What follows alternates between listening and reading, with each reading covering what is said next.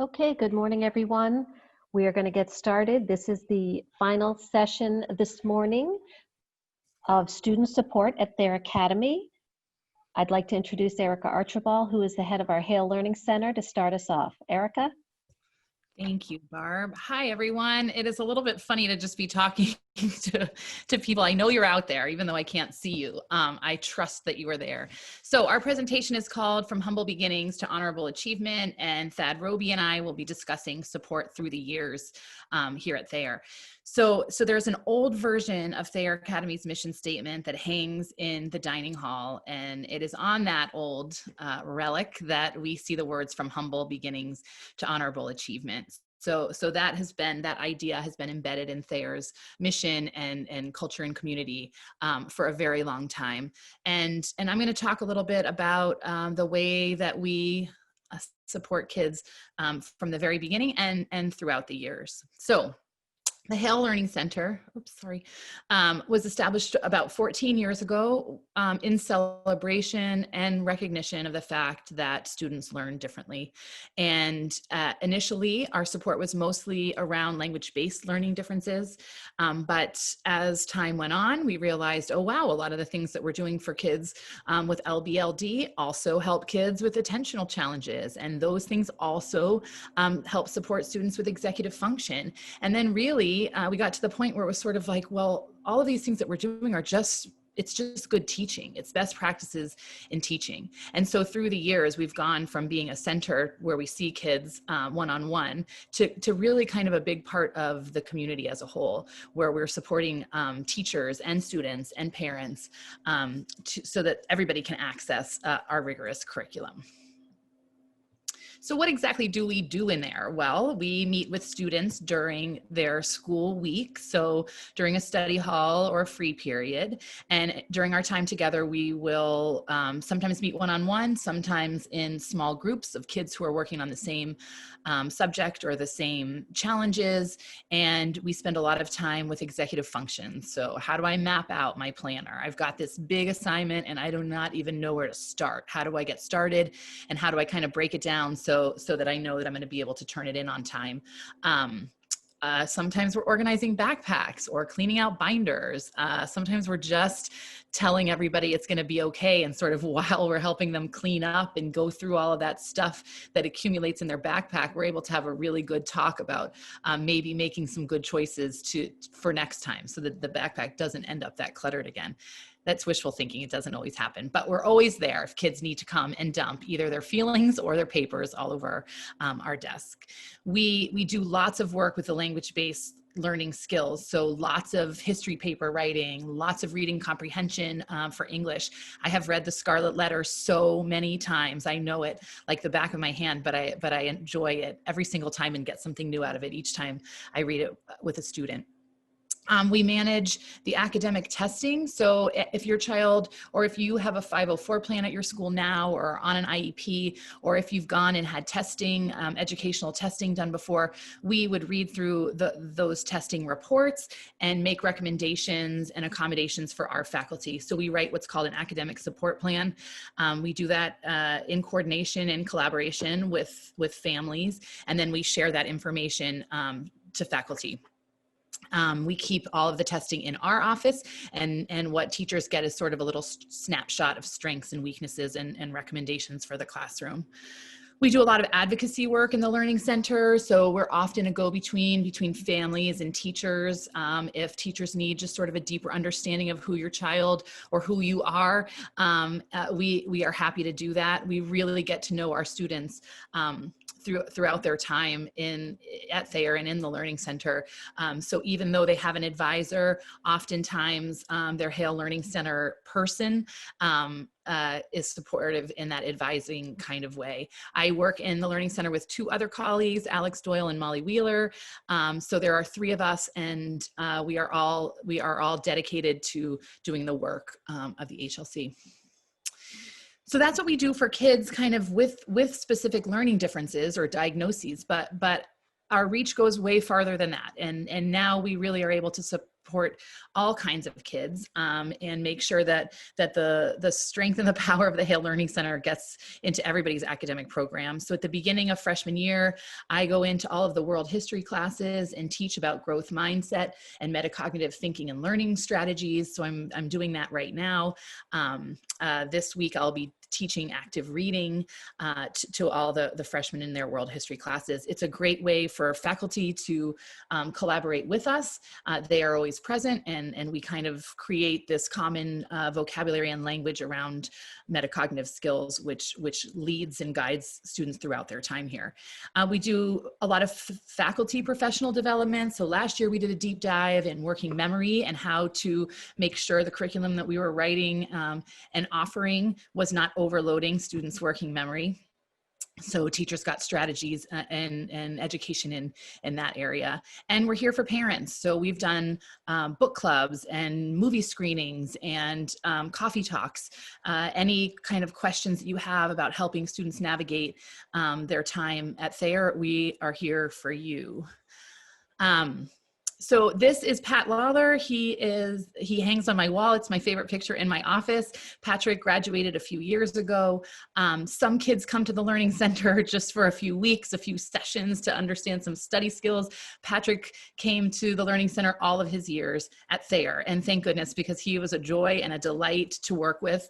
He was a lacrosse and football player, and he ended up playing football at Villanova and graduating from Villanova in 3 years, actually. But here he is on commencement day, giving the commencement speech to his senior class. He was the chosen speaker, and it really is one of the proudest moments of my career, and really kind of speaks to what kids who may have some humble beginnings, the honorable achievement they can really rise to. So with that, I'm going to hand it over to my colleague and friend, Thad Roby. Oops, there you go, Thad. Thanks, Erica. You'd think we'd have this down by now perfectly, right?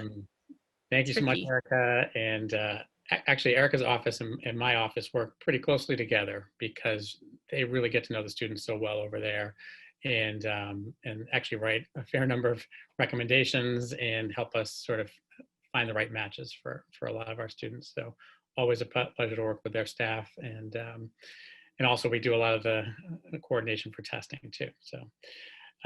Happy to be here and hope you are enjoying your day and learning more about Thayer.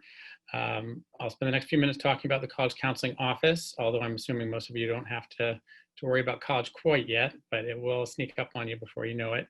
Our department has 3 college counselors. I'm one of them, and I'm also joined by Nellie Brennan Hall and Christine Woods.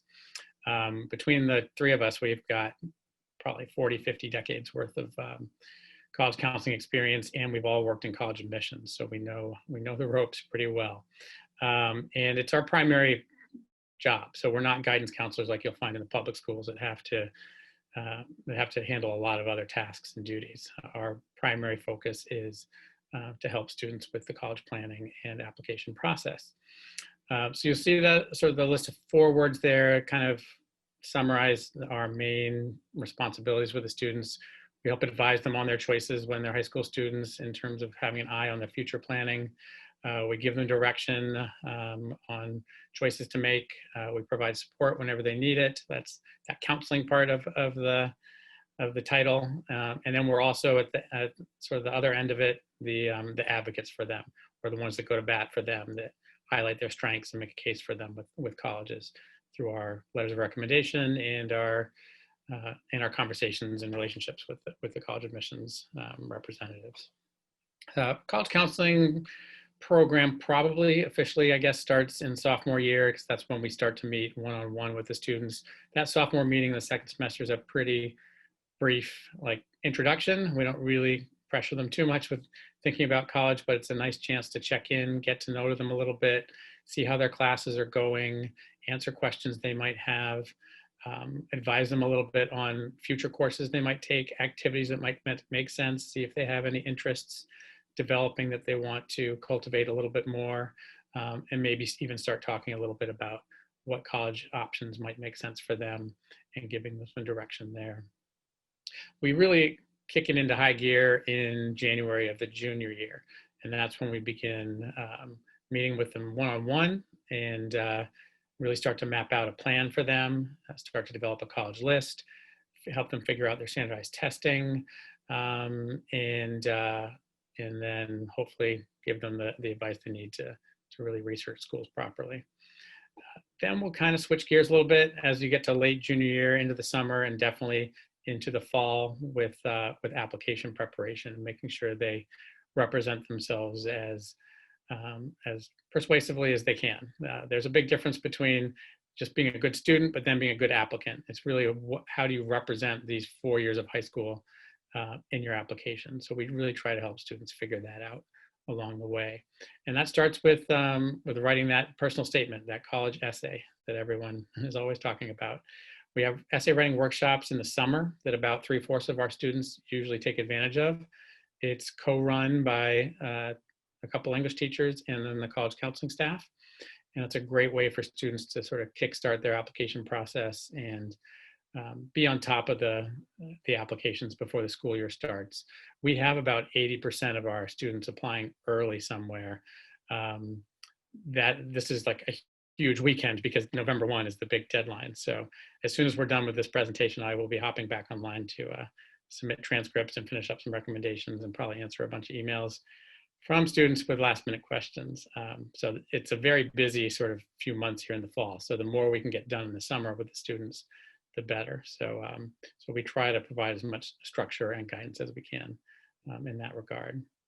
The other busy part of this fall has been welcoming college admission representatives to campus, although this year they're coming to our virtual campus since we can't actually have them on the physical grounds. So these are opportunities for our students to meet with college reps and get presentations, make a connection, usually with the admission representative who's going to be reading their application. So these are normally, about 80 to 90 are offered every, or have been offered this year, but normally it's over 100 actually. It's usually like 130, 140, but good opportunities to sort of make those connections. So that's a quick overview just of the general work that we do. And then in the next slide, talk a little bit more about the types of students that we end up working with and sending on to college. And I feel like the college counseling position that I sit in I have a great viewpoint of who these students are and how they sort of embody Thayer's mission, which is to inspire a diverse community of students to moral, intellectual, aesthetic, and physical excellence, so that each may rise to honorable achievement and contribute to the common good. And so I do find that the directions that our students take really represent Thayer's mission. If you look at those traits that I've listed at the bottom, that was just me reflecting last night on what do I see popping up in these recommendations that I'm writing? What do I see in these students that I'm advocating for? And these are sort of the primary elements of them that come through and sort of drive the schools they're looking for, because they want to find the schools where they can continue to develop their strengths and interests and passions in those areas. And it's also what makes them excellent dynamic applicants too, and makes them competitive in the application process. And I was just even thinking about the students I was emailing with last night that I was getting ready for to submit their applications. I've got one student looking all over the country and she's interested in interior design. So there's your art. Another, I was working with several basketball and baseball recruits last night. So they're looking to play college sports. One student really interested in political science, applying to Georgetown and George Washington and American, wants to be in DC. Another one who's really into film and wants to go into film and communication. Several that were undecided, have too many interests, don't quite know what they want to commit to, but want to try a bunch of different things. And then I have my vegan environmental scientist, really concerned about the environment, maybe wants to be a veterinarian, so kind of focus more on the science and the activism part of it. But this generation, I really see embracing this full mission of service and leadership and a desire to really be involved. But I think Thayer's a great place where you can do all those things, or you can really cultivate one or two of those things and be outstanding at it. So the final slide I just want to sort of put up there is a representation of where our most popular schools are. Those are the places where over the last 5 years we've sent 10 or more students. So you can sort of see a little bit of the diversity there, some large schools, some small schools. But even within those schools, you will likely find our students going into different programs. So I think of a Boston University or NYU, we'll at the same time have a student in engineering, another one in communications, another one in maybe nursing, and then another one just in liberal arts. So quite a cross section there. And those might be our popular schools, but then I love this job because I have students turning up, finding schools all across the country, unique places, fitting their unique, diverse interests. So it's always exciting to sort of see where they land. Ultimately, I would say Thayer is a place where, just going to Thayer is not going to automatically make you a super competitive applicant anywhere. No college is going to base their decision on the school you went to as the main reason. But Thayer will definitely give students the support and the opportunities to really develop their interests, their passions, and come out incredibly well prepared to be a strong applicant when they apply to the schools of their choice. So hope this has been useful for you. If you have any follow-up questions, feel free to reach out to me and Erica, and I will pass it on back to Barb and wish you all the best. Thank you. Great. Thanks so much, Thad and Erica. The session is just about over. This is our last panel session of the day. Mr. White will have a Zoom session that is optional for questions and answers that you might have that came up during the day that you didn't get an answer to. And we'll also review the admissions process. I did want to address one question that came up in the chat. Someone asked if we'd had to adjust our curriculum due to the pandemic. So I'm just going to have Erica touch on that a little bit and talk to you about what we're doing at the upper school. Okay. Like everything, some parts of the school experience have absolutely changed a lot.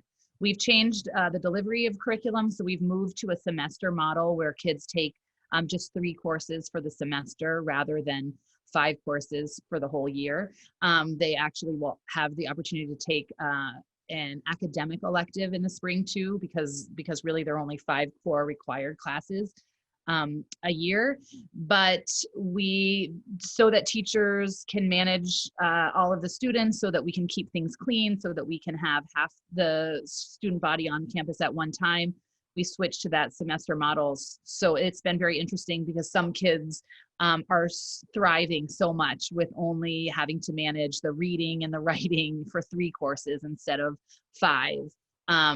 So that it has been a really interesting change, and the class periods are a little bit longer, and teachers have more time to kind of dive in. So if I should keep talking, they are split into cohorts. So cohort A and cohort B, you're either on campus 2 days a week or 3 days a week, back and forth. And when you are not on campus, you have asynchronous activities to do on your off-campus days.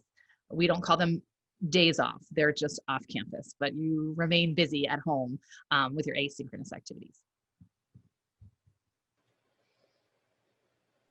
Great, thanks, Erica.